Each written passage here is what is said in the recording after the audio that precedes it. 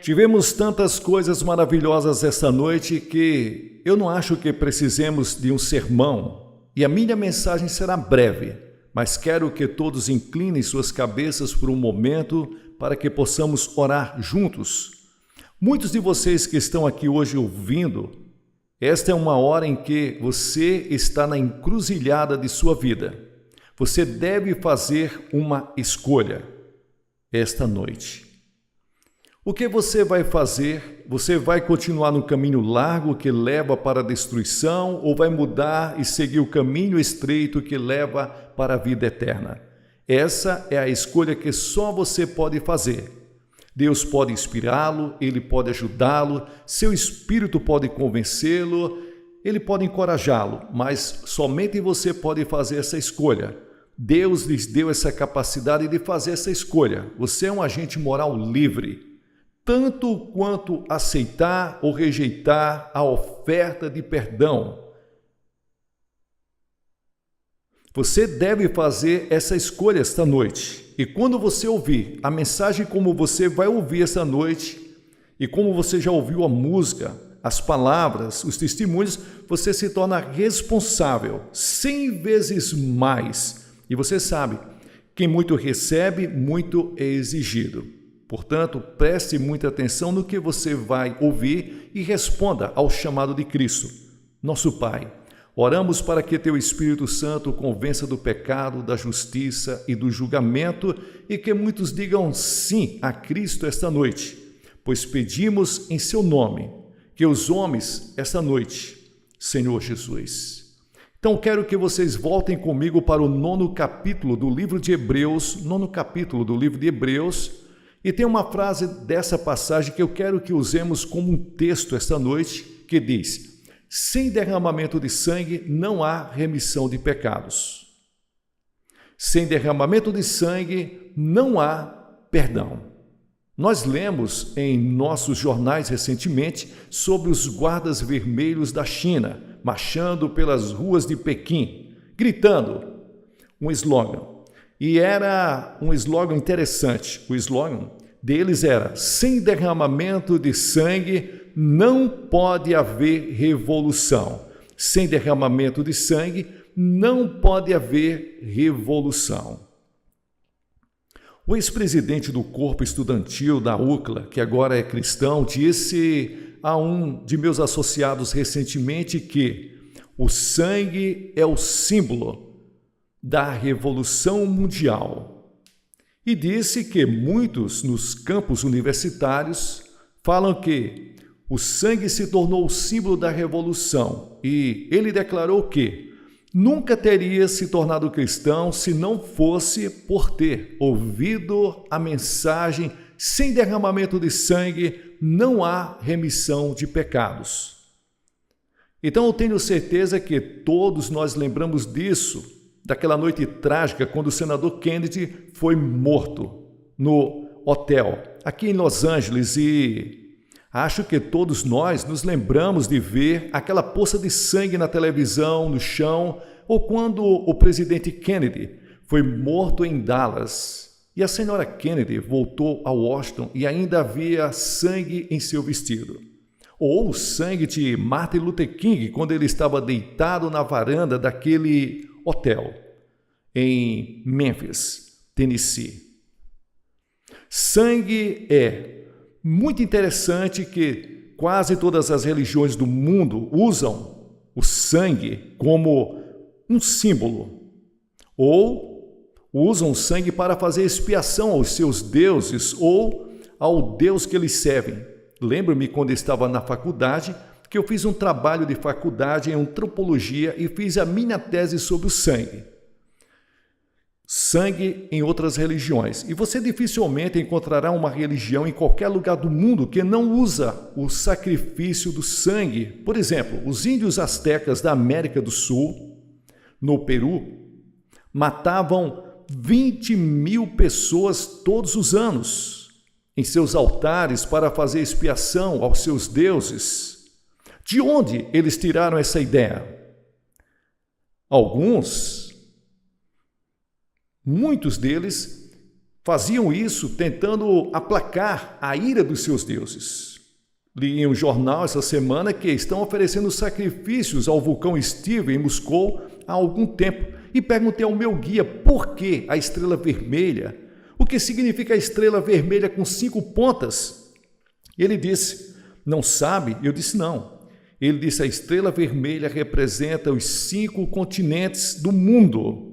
E o vermelho representa o sangue que deve ser derramado antes que todos os continentes do mundo se tornem socialistas. Em nossos jornais, que todos os dias lemos, nós vemos sangue sendo derramado no Vietnã. E aqui mesmo, em Orange County, lemos sobre dezenas de pessoas todos os anos que são mortas nas rodovias. Sangue é derramado. O crime que é tido, sangue é derramado. Um dos romances mais populares nos últimos anos foi editado, o livro de Al Capone, A Sangue Frio. Há algo que evitamos e ainda algo que nós estamos sendo fascinados sobre o sangue. E quando você pega a Bíblia, muitas pessoas ficam surpresas que há sangue de Gênesis a Apocalipse. Por quê? Há tanto sangue na Bíblia? Eu costumava me fazer essa pergunta, na verdade, em um período da minha vida. Era uma pedra de tropeço para mim. Por quê? Havia tanto sangue, porque os judeus ofereciam em seus altares milhares de sacrifícios todos os anos, aparentemente para apaziguar um Deus irado. Por que damos tanto valor ao sangue de Jesus Cristo em todo o Novo Testamento? Você está consciente do sangue de Jesus Cristo e toda vez que você pega o pão e o vinho e está ali no serviço da comunhão em sua igreja, você é lembrado do corpo que foi partido e do sangue que foi derramado. E aquele que você usa em seu serviço de comunhão é um símbolo do sangue que foi derramado na cruz do Calvário, onde Jesus morreu. E de onde vem essa ideia? Quando você se volta para Levítico, capítulo 17, no versículo 11, diz, porque a vida da carne está no sangue, e eu dei a vocês sobre o altar para fazer expiação por suas almas, porque é o sangue que faz expiação pelas almas. Em outras palavras, a Bíblia diz que você precisa de expiação, você precisa de perdão, você precisa se reconciliar com Deus e só há uma maneira de fazer isso, é através do sangue. Bem, a pergunta vem a mim esta noite, por que o sangue? Porque se Deus não usa outra coisa, porque Deus exige sangue, você sabe, a ciência ainda não descobriu o que realmente é a vida.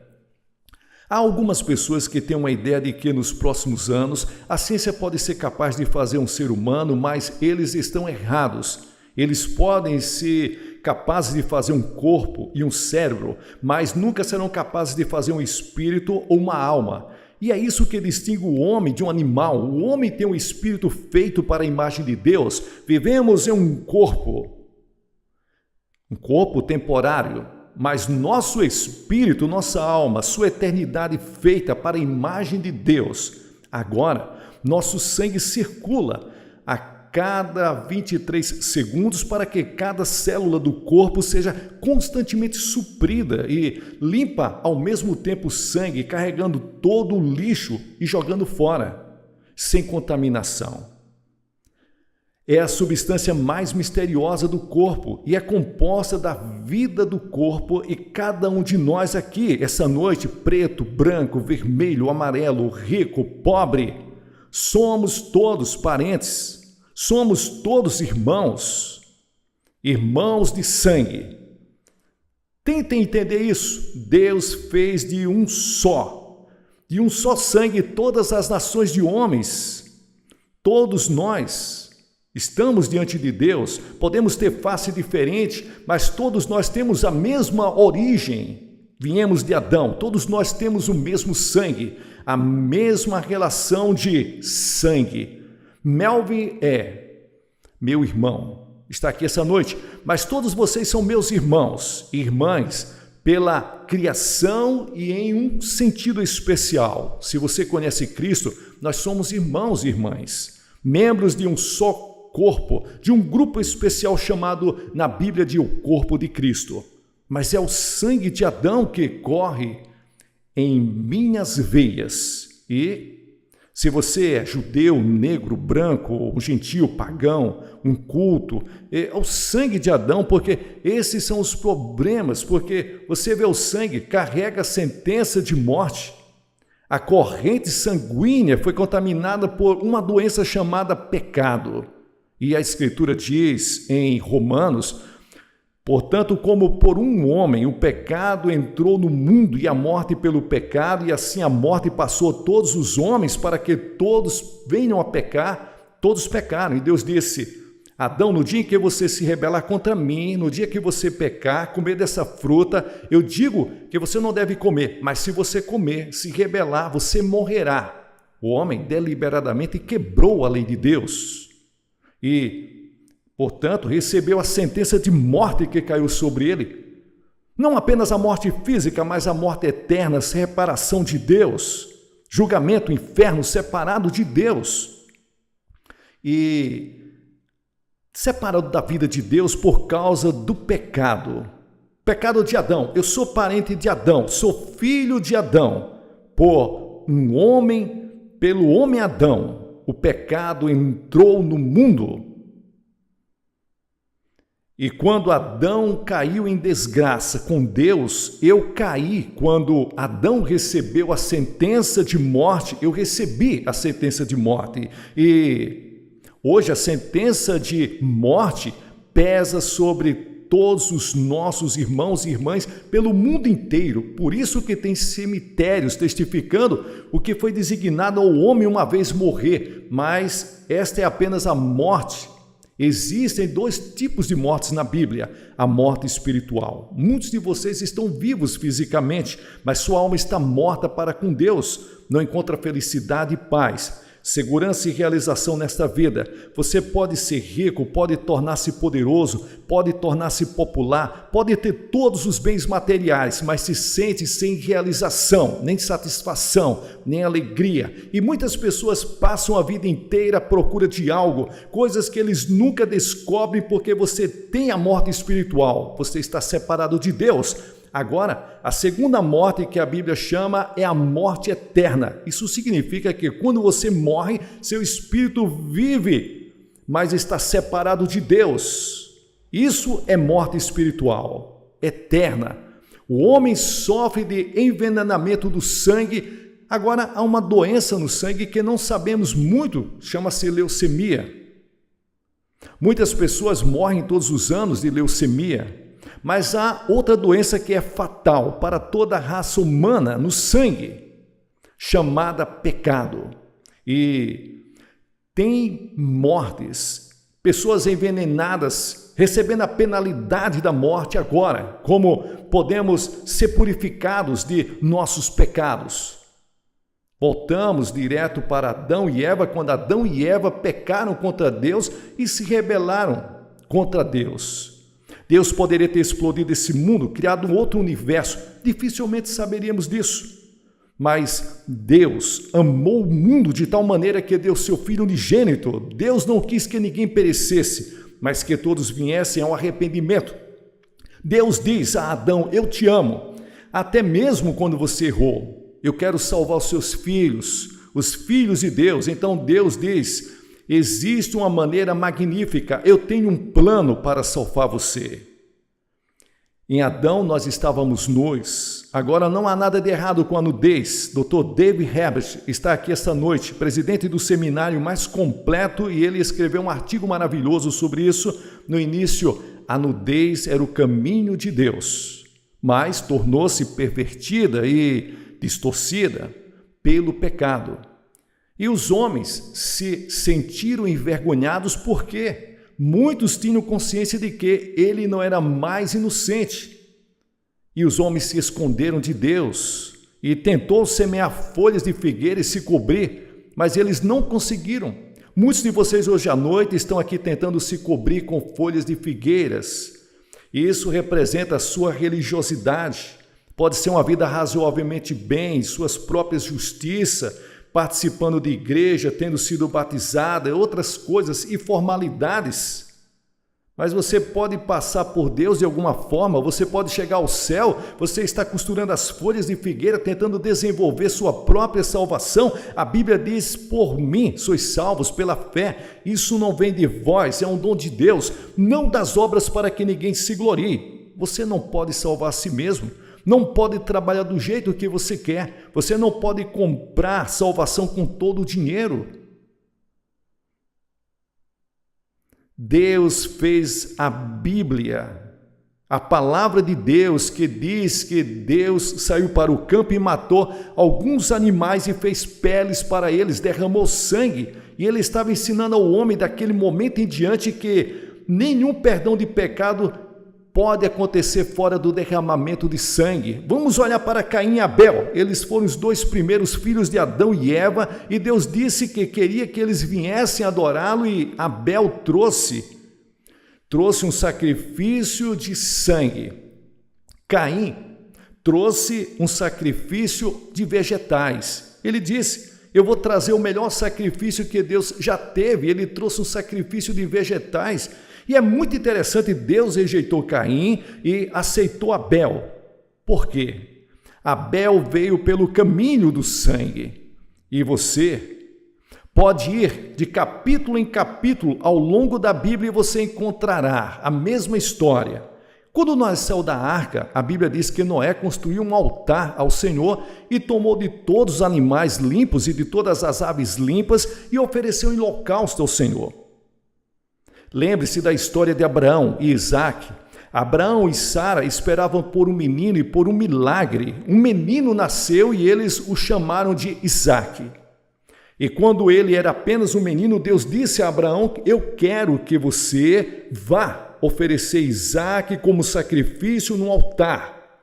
Quantos de vocês pegariam seu garotinho e enfiariam uma faca nele, se Deus dissesse isso?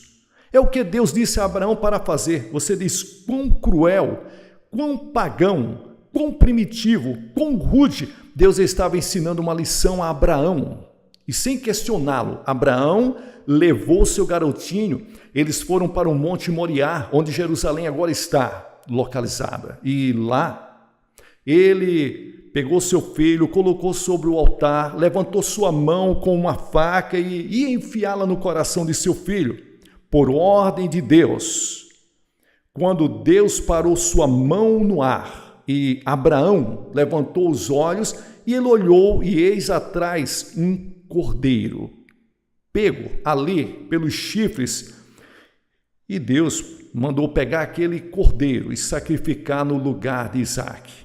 Veja, Deus estava dizendo, eu estou oferecendo aqui um sacrifício de sangue no lugar do seu filho, apontando para centenas de anos no futuro, quando ele oferecia seu próprio filho como cordeiro de Deus que tira o pecado do mundo. Lembre-se daquela noite no Egito. Deus disse que vou destruir todos os primogênitos do Egito como um julgamento.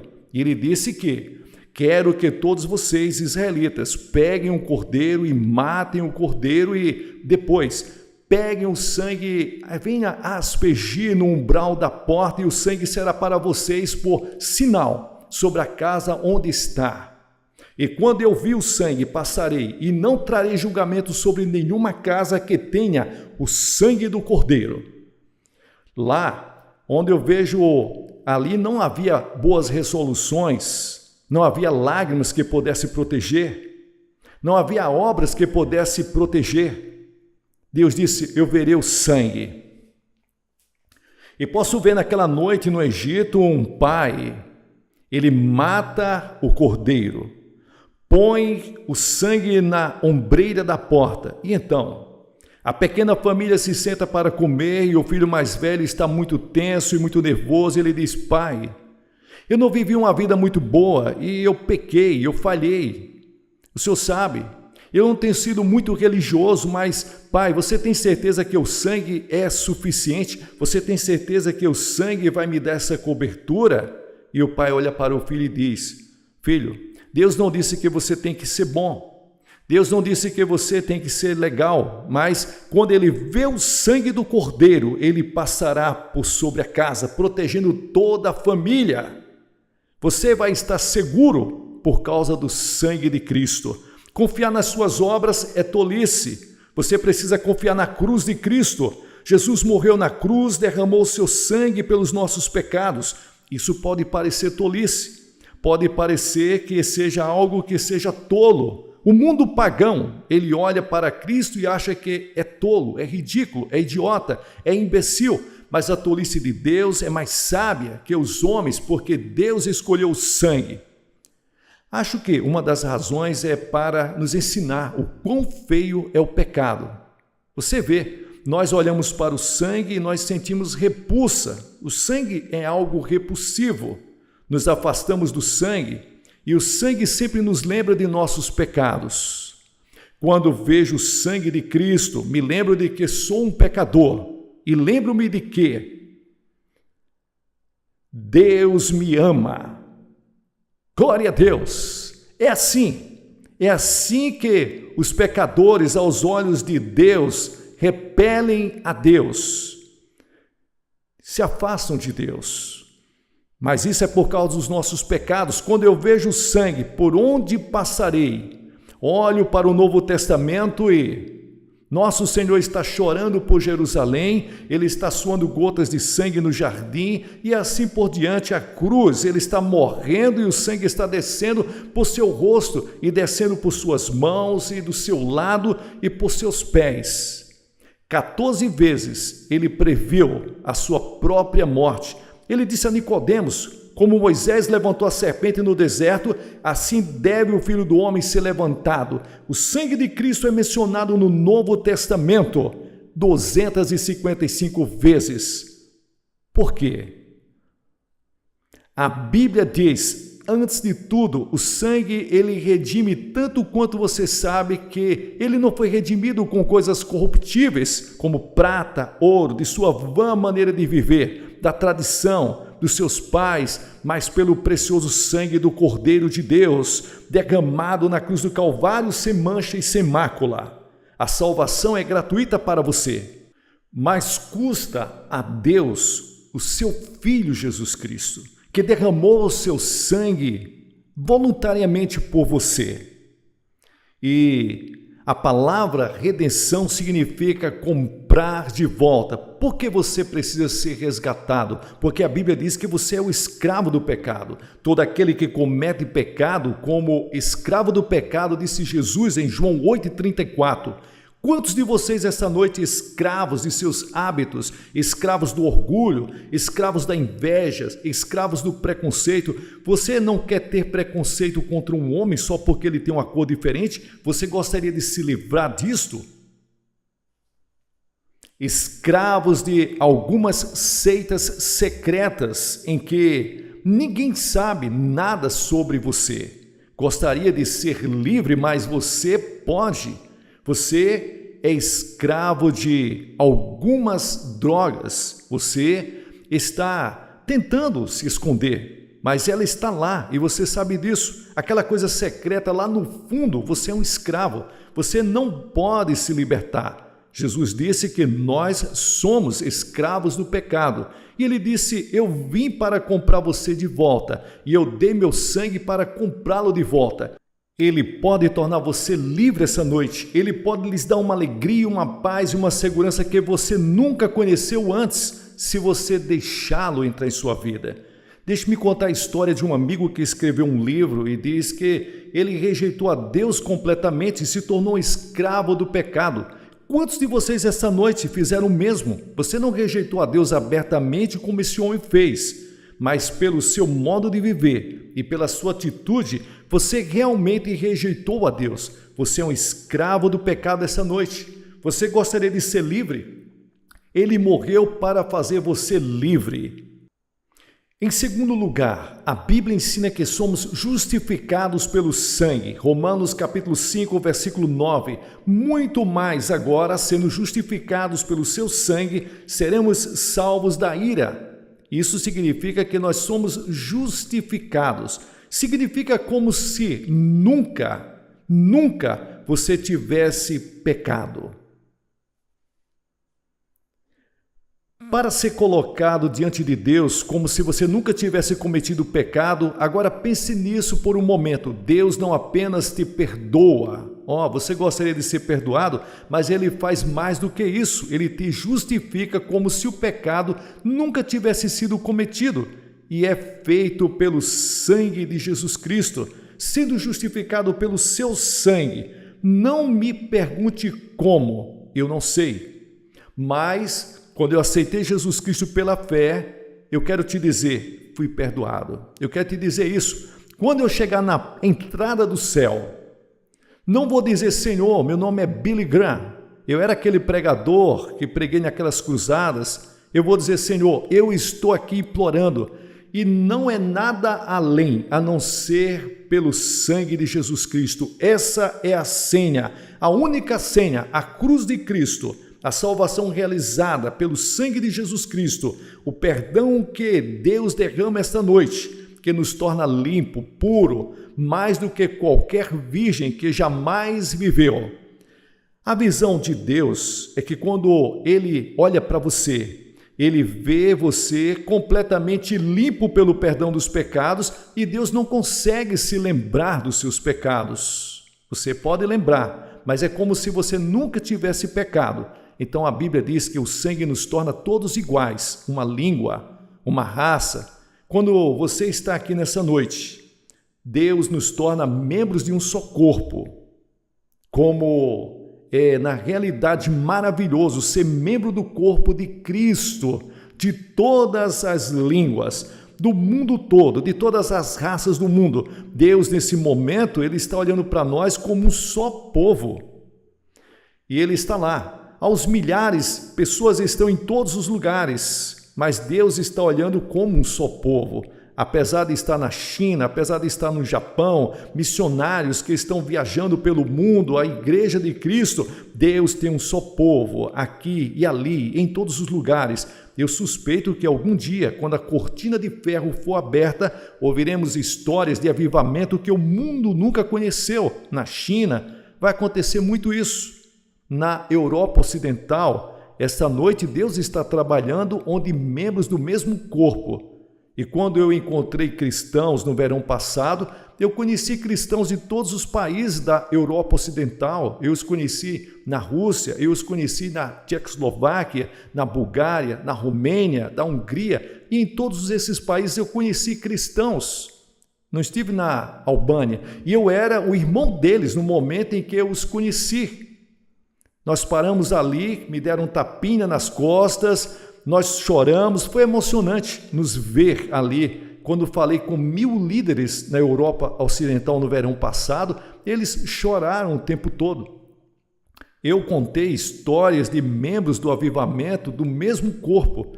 Eu não sabia falar a língua deles, mas eu era um membro do mesmo corpo, estávamos unidos, nós éramos irmãos pelo sangue de Jesus. Há uma aliança de sangue ao redor desta terra que nenhum poder político pode quebrar. É um reino maior que a América, maior que a Rússia, maior que a China. É o reino de Deus. E somos membros pelo sangue de Jesus.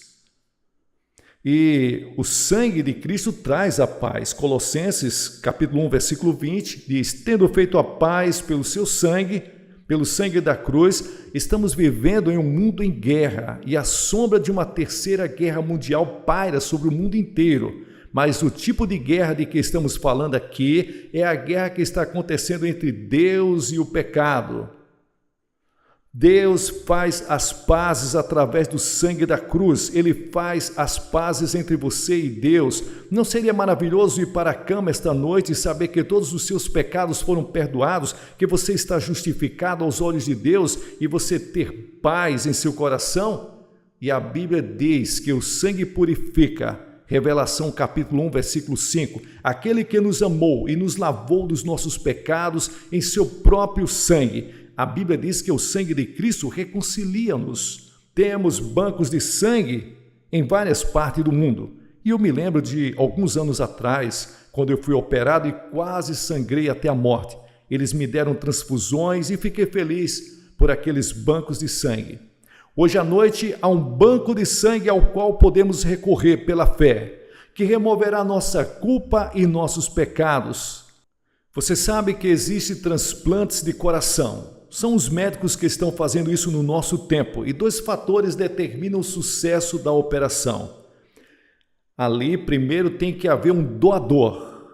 Temos um doador eterno, uma pessoa celestial, Jesus Cristo, que morreu por nós e deu seu sangue e deu seu coração para você. A segunda coisa que o paciente pode é aceitar ou rejeitar o coração que ele recebe. Esse é o grande problema que eles estão encontrando agora, é a rejeição. Essa noite Deus te dá o poder de aceitar ou rejeitar. Tenho certeza que quando o coração é transplantado, já que o paciente não entende toda a química científica envolvida em todo o processo que vai ser feito, talvez o médico também não entenda tudo, e neste caso, eu sei que não entendo tudo, em nenhum lugar da Bíblia diz para que nós venhamos a entender tudo. Você só tem que entender o que a Bíblia diz, que você vem por uma fé simples, infantil. Essa é a razão pela qual Jesus disse que você tem que vir como uma criança. Ele disse que você tem que vir para ser convertido como uma criancinha. Não venha assim tentando ser intelectual, descobrir logicamente passo a passo. Você tropeçará, porque Deus não permitiu que venhamos a conhecê-lo somente pela sabedoria. Você tem que vir pela loucura do Evangelho, e a pregação da cruz é loucura para aqueles que perecem. Em outras palavras, você deve estar disposto a se tornar um tolo por amor a Jesus Cristo e recebê-lo pela fé e fazer algo que parece louco, ridículo, como Moisés levantando aquela serpente de bronze no deserto, como se isso fosse curar alguém, ou como se tivesse alguma qualidade médica, e não tinha. Mas Deus queria que fosse um símbolo de fé. Você vê, Deus quer que você venha a Ele pela fé, que você o agrade pela fé. Agradar a Deus mais do que tudo. Você tem que ter fé em Cristo, tenha fé que Ele morreu por você, tenha fé que Ele ressuscitou, receba-o e diga, vou colocar minha confiança total nele, e então algo sobrenatural acontece dentro de você, que nada podemos fazer para explicar. Você nasce de cima, a vida se torna nova, diferente, você tem um novo poder, uma nova capacidade de enfrentar a vida.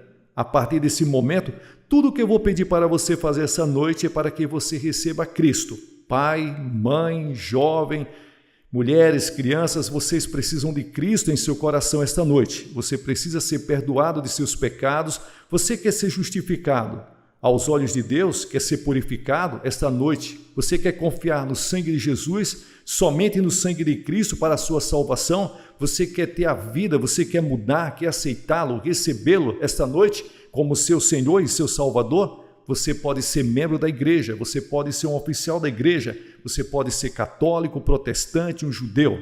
Você pode não ter nenhuma religião, mas Deus falou com você essa noite e você precisa de Cristo e precisa recebê-lo e quer ter certeza que está pronto para se encontrar com Deus.